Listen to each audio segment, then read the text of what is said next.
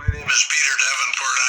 For the last 26 years, I've been the director of the National UFO Reporting Center, and that's what I do. I'm a UFO investigator. What is the difference between MUFON and what you do in your organization? Well, they're two separate organizations. MUFON is an older organization, and MUFON is more of an investigative body. It's a membership organization. The National UFO Reporting Center has one member, and that is I. Do you ever investigate any of the reports you get? Yeah, once in a while. I've investigated an elk abduction, and I've investigated crop formations.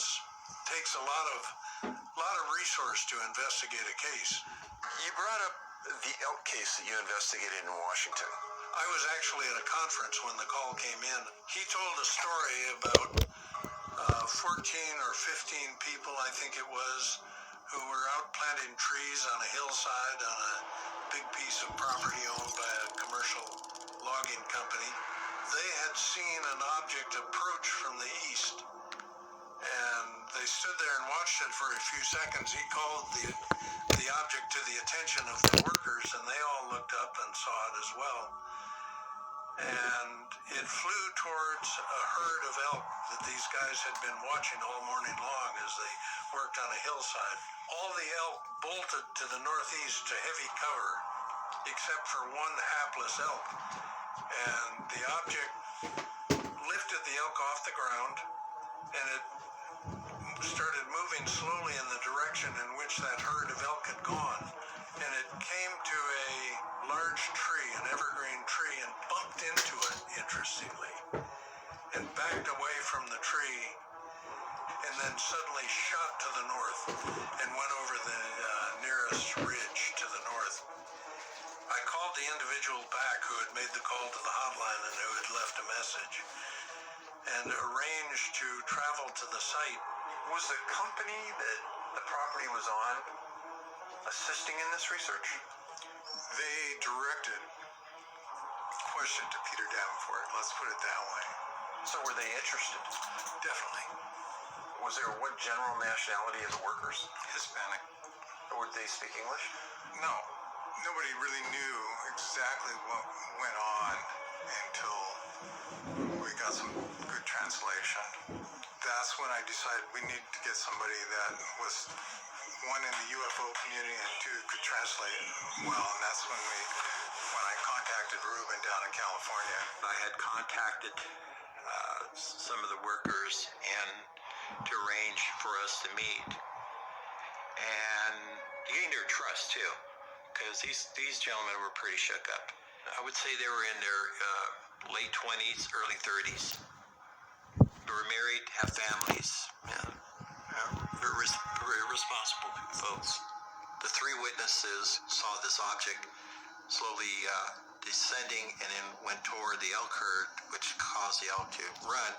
But he was able to see the object picking up the elk. It was not a big object at all.